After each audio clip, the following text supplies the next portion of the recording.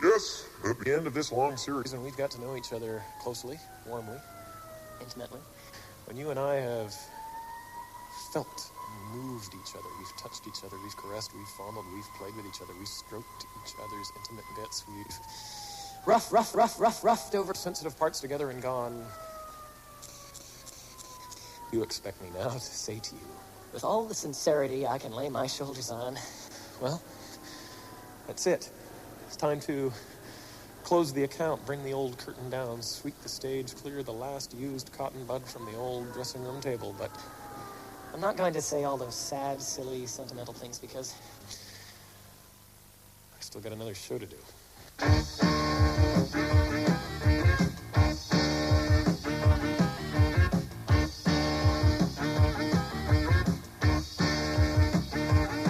I just opened my box and out it flops. Junk mail. If you want to give up smoking, we'll tell you how to stop. Junk mail. There's a keep fit brochure and one for someone's chicken. If they send me any more, I'll tell them where to stick their junk mail. Okay, so what? What's in it? I am not proud, I admit it. The world of entertainment is full of insecure people. And it's true, I do see an analyst, okay? He comes to see me every Tuesday. They call him Professor Showbiz. Analyst of the stars. And I'm not one for tittle-tattle, but some of the things he's told me. Like with Liz Taylor. He was just on the verge of finding out whether she was a compulsive eater when she swallowed his notes. But he is very good. He carefully strips away the levels of the mind. It can take years. Although with Sylvester Stallone, he reckoned it took 3 minutes. And he does all that stuff where he takes you back to childhood. With Joan Collins, it's turning out to be a very long trip. Kate Bush is a regular. She saw him last week, and he was horrified when she suddenly started reliving some terrible trauma. And then he realized she was only singing. But, I guess his prized patient at the moment is Madonna. She wanted to know whether she had chewed gum in a former life, and she responded well. Under hypnosis, she managed to keep her ankles together for 7 minutes. What?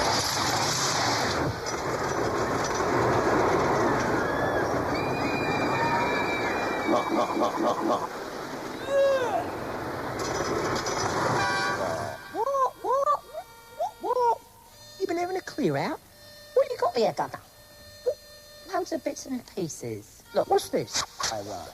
And when I'm through rocking, I rock some more. You wanna throw this out as well? God knows what this is. Oh, sorry, John. No. You're gonna have to take that lot down the road. This man is Alan X. He's paid to give information to the police about his criminal friends. He's what is known in London circles as a supergrass. We're calling him Alan X for his own protection. Alan, that's not your real name, is it? No, it's not Alan. Or X. Can you tell me what a supergrass does? Yeah, I can. How much are you offering? Sorry, force of habit. A supergrass is a bloke who shops his mates to the police. And what if his mates found out? They'd use his head as a shopping basket. Alan? Alan, yeah, that's it, yeah. When did it all start? When I was at school, I used to spy in the lavatories for kids who didn't wash their hands. I used to watch for boys and girls going in the bike shed who didn't have a bike. And did anyone react against you? Oh, yeah. The trouble started when I snitched on a boy for mucking about with sulfuric acid, and I had to leave straight away. Why? Because he poured a load of it in my ear.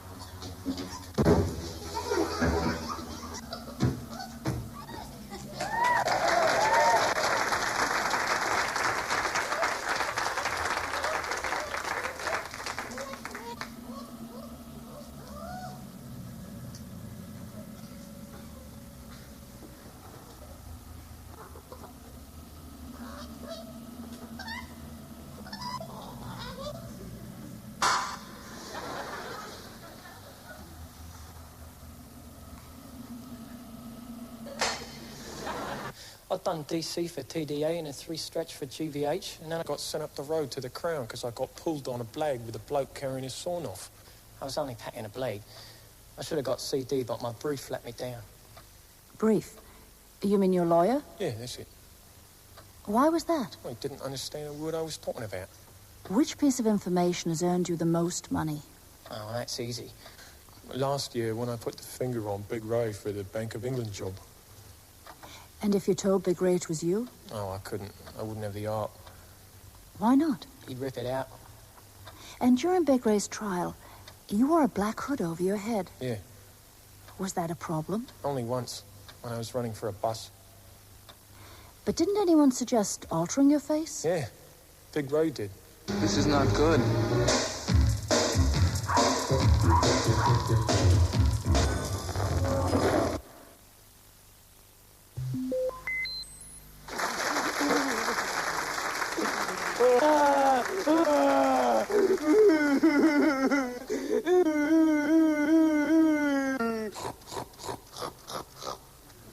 Well, now we've come to the part of the show that the studio audience has been waiting for, because it's time to say goodbye to the audience at home.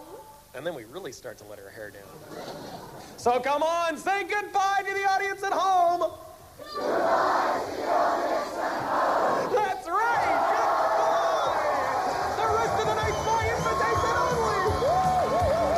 Party on down. Hey, nice to see you again.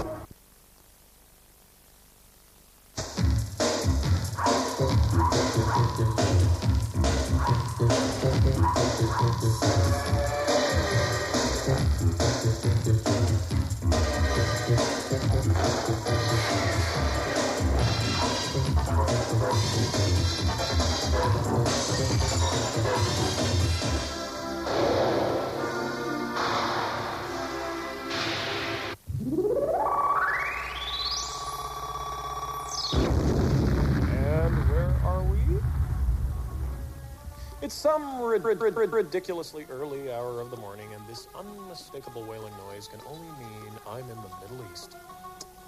Woken once again by that guy's cry from the top of the minaret. Who stole the bells? And if they ever find out who did it, he's going to be in big trouble. And I won't spell it out, but the best place to buy secondhand rings and bracelets in Tehran is a stall outside the prison. You can pick up the odd glove there, too. But it's a huge, rich continent, where daily the faithful drop to their knees to thank the prophet for their land, and the land for their prophet. And it is oil wealth that has transformed the Arab world from poor, backward nations into Rich, backward nations. A land full of gold, frankincense, and Mercedes. But amidst all this money, there is confusion and conflict. Let me explain the position in Beirut. The PLO hate the Israelis. The Druze support the Palestinians and hate the Phalangists. The Phalangists hate the Druze, the Baathists, the PLO, and Madonna. Everybody hates the PFLP, Mujahideen, for having such a silly name, and the Shiites have been pissed off because they haven't had a hit record since. Have you seen her?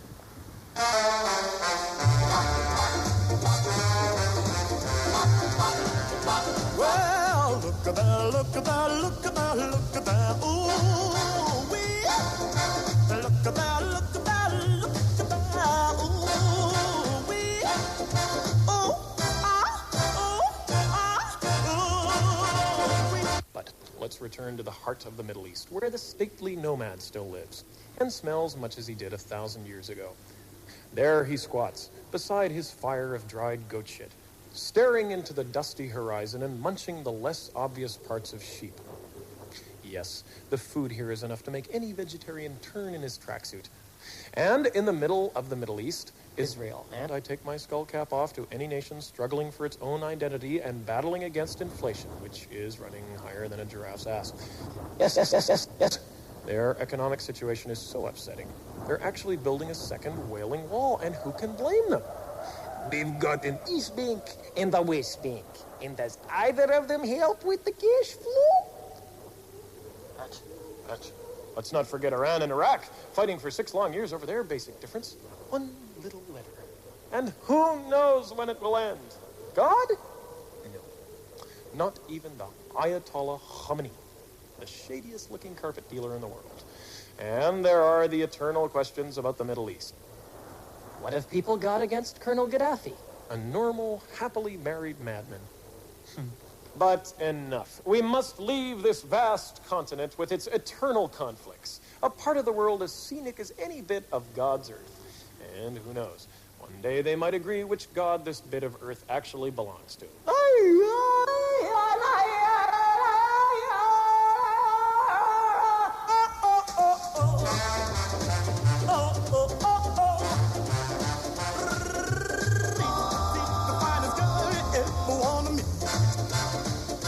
Well, have you ever seen a girl for whom you sold your dip, for whom you fight for, die for, pray to God? She's so fine, she's so fine, she's really sweet, the finest girl you ever want to meet.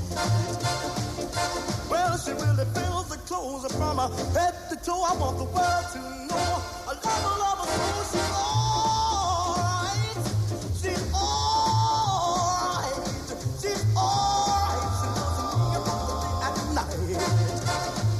Oh, oh, oh, oh. Oh, oh, oh, oh.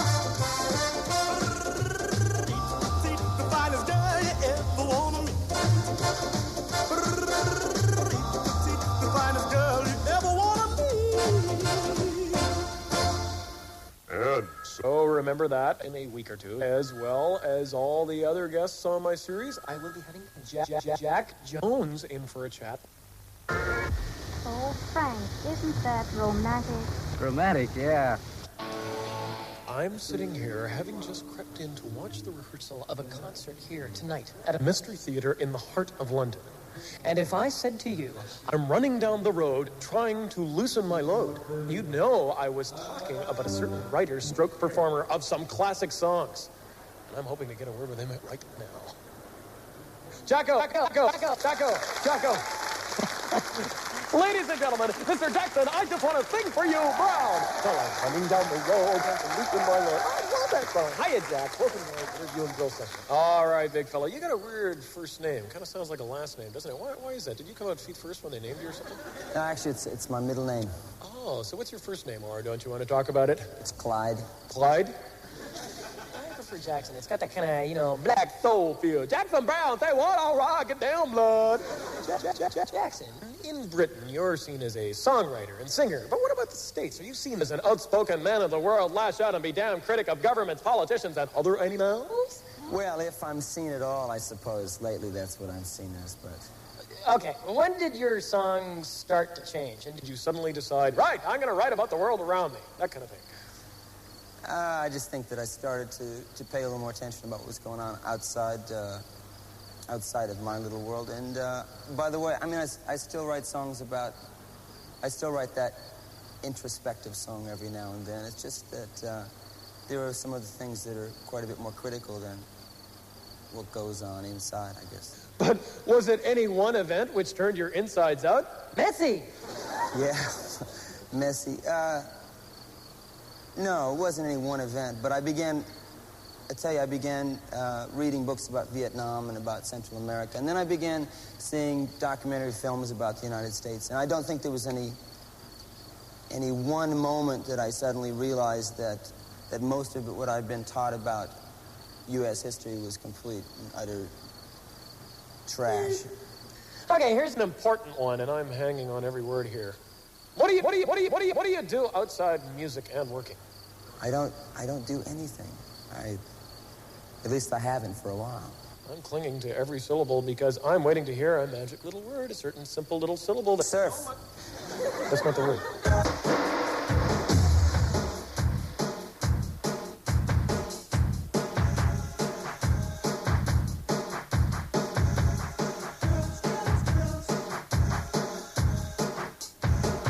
Cook. That's not the one That's either. not it either. No? Ski, Okay, Let me give you a hint. Read. No. Keep going. One syllable word. Dig? No. Dig.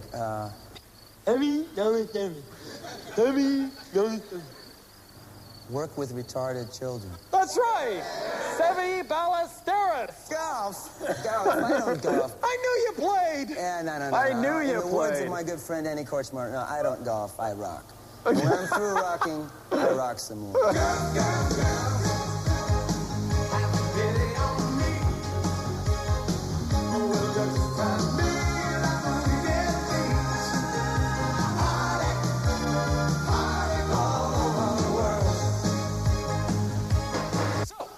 To politics. How was it you got arrested on a demonstration? Well, you're supposed to get arrested. The idea was to get arrested. And looking back at the film of it, it's not really much like an arrest, really. I mean, nobody grabbed me by the throat and dragged me away, but... And that has to constitute arrest? It could have been a little more thrilling than just sort of tapped on the shoulder and go to stand. God, I hate those polite arrests. Yeah, the polite Would you arrest come with is me, kind sir? of annoying, right. Yeah. No, it was blocking the entrance to a nuclear power plant in California that they were building, you know. Do you think political statements in songs have a great effect? Can you change people with your music, and do you try to? Yeah, you can, and I try to, but more along the lines of that if you can influence even one person or half a dozen people to do something. I mean, you don't know who's listening to your music, and I mean, I'm an example of somebody that was changed or motivated or helped to act, you know, by hearing people's music. Fair enough. Can you see yourself getting more involved in politics? Like, Would you run for office, or would you work from home? No, that is good. No, actually, I don't think that I'm very well suited for that. what about ecology, preservation of the environment, especially golf courses? Do you have strong feelings about that? You probably think I'm leaning heavily on golf. Well, you're right, goddammit, this is my interview! I used to golf. I golfed. Yeah, I golfed with my father. If I wanted to see my father, that's what I would do. That brings me on to, yes, me, and my music, and my shows, of course. Do you have any particular tastes in television apart from the obvious? I don't know if you can guess what I mean by that. The Coke commercial, yeah, that's about my favorite, and, Or my show. You could have said my shows. I don't just do commercials. Say Well, my show, actually, say I my haven't show. seen your Say show my yet. show, say my show. your show There we go. has not been aired where I am yet. Well, if you lend me your legs, we can take it out for a little airing down Main Street, USA. I can just see it now. How do you get around? How do you, Good. I'm sitting on a base cliff at the moment. I think we are going to have to wrap it up now because you've got to get out on stage. You got to get down. You got to play some funky tunes. And it's been great talking to you. Next time you're on my show, I'm going to sing a song with you. Mac. And Jackson. We're gonna knock him dead, man. Oh, thank you, Jacko. Ladies and gentlemen, Mr. Jackson Browne.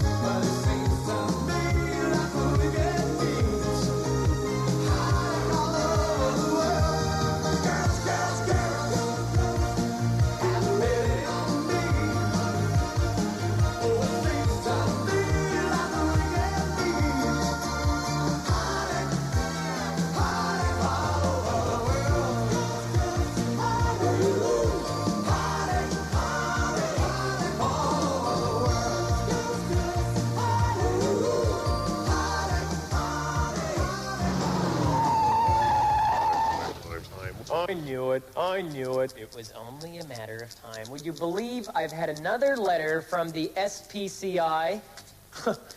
That's the Society for the Prevention of Cruelty to Insects. It said, did I realize that every time someone hits a golf ball, 300 ants get killed when the club whacks the ground? And at least a dozen bugs get bumped off by the flying dirt. Anyway. I've agreed not to say another word about golf. What? If you ask me, I do not know what they're driving at. And ants? Where do they get their wet-proof from? I ask you, how often do I wave the flag about golf? I mean, this is about the 6th green they've fired a shot at me, and I've had it up to the clubhouse. And it's always the same. The minute I turn my back spin, a little birdie whispers in my locker that the SPCI has got another T in its bonnet, and that some old practice bag with a caddy on her head wants to go 2 rounds with me about pro shop misconduct, and that's putting it mildly.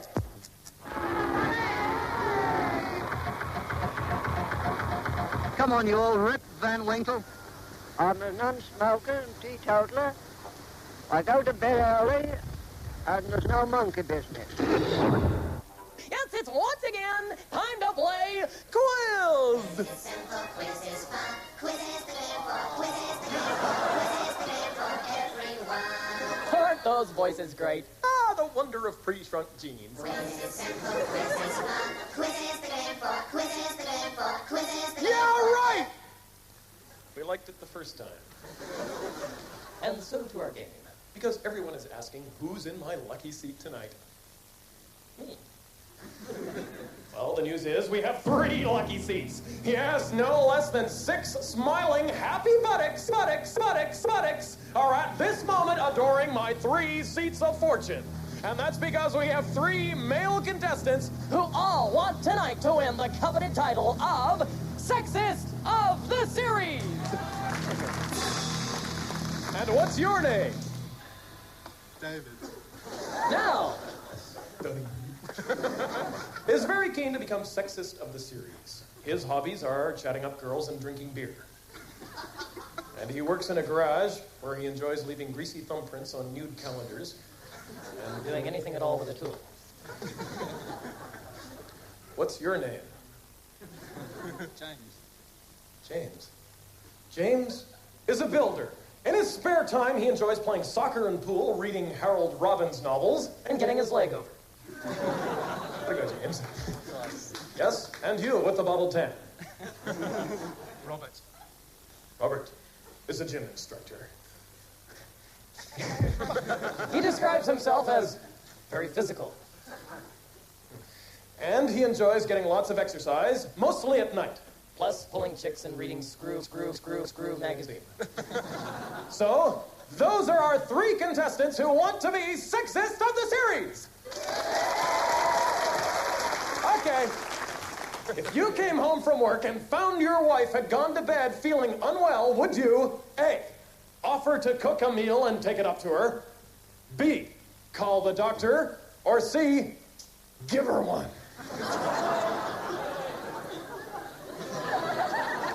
Correct! Level scores so far, so on to the next question.